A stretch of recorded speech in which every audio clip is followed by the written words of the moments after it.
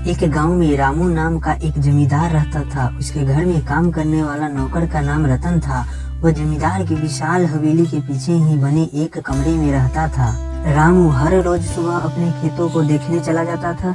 दरअसल उसने अपने खेतों में कार्य करने के लिए बहुत सारे मजदूर रखे हुए थे, इसलिए मजदूर के कार्य की देख रेख करने के लिए उसे खेतों में जाना ही पड़ता था।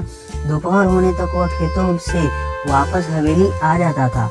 रामू का नौकर रतन खाने का बड़ा शौकीन था। जैसे ही रामू घर से खेतों में चला जाता था, रतन तुरंत अपनी पत्नी के पास पहुंचकर कहता था, सुनती हो, जल्दी करो, मालिक के आने से पहले खाना बना लो ताकि मैं जल्दी से खाना खा लूं। वैसे भी जमींदार साहब स्वादिष्ट खाने के इतने शौकीन हैं कि अगर उन्होंने हमारे खाने की खुशबू सूंघ ली तो वह निश्चय ही यहाँ आकर हमारे खाने से कुछ हिस्सा मांग लेंगे। ए जी, आप बात तो सही कह रहे हैं। यदि मालिक को हमारे खाने की खुशबू लग गई तो हमें फिर से खाना बनाने की मेहनत करनी होगी। इतना बोलकर रतन की पत्नी जल्दी जल्दी खाना बनाकर रतन को खिला देती है। इस तरह कई दिनों तक यह क्रम चलता रहा। परंतु एक दिन रामू रोज की बदले खेत से जल्दी लौट आया। उस समय रतन की पत्नी मछली पका रही थी। जैसे ही मछली की खुशबू रामू के नाक तक पहुंची, वह रतन से बोला, अरे वाह, मछली की बड़ी अच्छी खुशबू आ रही है। मछली कौन पका रहा है?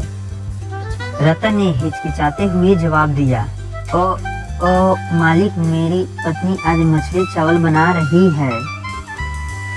उससे कहो कि वह रोज इसी समय भोजन पकाया करे। इस खुशबू से मेरी भूख और अधिक बढ़ जाएगी और मुझे अपना भोजन और अधिक स्वादिष्ट लगेगा। रतन ने चैन की सांस ली, क्योंकि मालिक ने केवल खुशबू की बात की थी, मछली खाने की नहीं। अब रतन की पत्नी उसी समय खाना बनाती थी जिस समय रामू भोजन करता था। उसके कमरे से आती खुशबू मालिक के भोजन कक्ष तक पहुंचती थी। फिर वह मजे से भोजन करता था। यह सिलसिला काफी दिनों तक चलता रहा।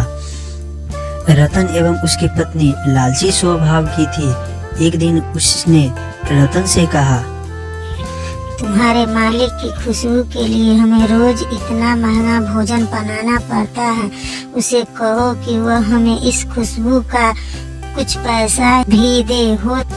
हो सकता है तुम्हारी बात मानकर वह हमें कुछ पैसा दे। अरे भगवान, तुम सही कह रही हो। इसके बदले हमें मालिक से कुछ पैसे मांगने चाहिए। मैं कल ही मालिक के पास जाकर उनसे बात करता हूँ। और रतन अपने मालिक के पास जाकर बोला, मालिक, आपको अच्छे भोजन की खुशबू मिले इसके लिए हमें रोज महंगा खाना बनाना पड़ता है और आप आराम से अच्छा खुशबूदार खाना खाते हैं। हमें भी तो इसका कुछ इनाम मिलना चाहिए। यह सुनकर रामू बिना एक शब्द कहे दूसरे कमरे में चला गया। रतन को उस कमरे से सिक्कों की खनखनाने की आवाज सुनाई दी। वह मन ही मन सोचकर खुश हो रहा था कि जल्द ही उसे कुछ सिक्के मिलने वाले हैं। तभी रामू उस कमरे से खाली हाथ बाहर आया। वह रतन से बोला, रतन, जिस तरह मैंने तुम्हारे भोजन की खुशबू ली, परंतु मैंने कभी तुम्हारे घर पर बना भोजन नहीं खाया। ठीक उसी तरह तुमने सिक्कों की खनखनाहट तो सुन ही ली है। तुम्हें सिक्के नहीं मिले तो इसमें अचरज की क्या बात समझ लो कि इस तरह तुम्हें तुम्हारे खुशबू का मोल मिल गया है। रामू की बात सुनकर रतन को अपने लालच पर पछतावा हो रहा था, परंतु अब क्या हो सकता था। शिक्षा, कभी किसी के प्रति लालच नहीं करना चाहिए।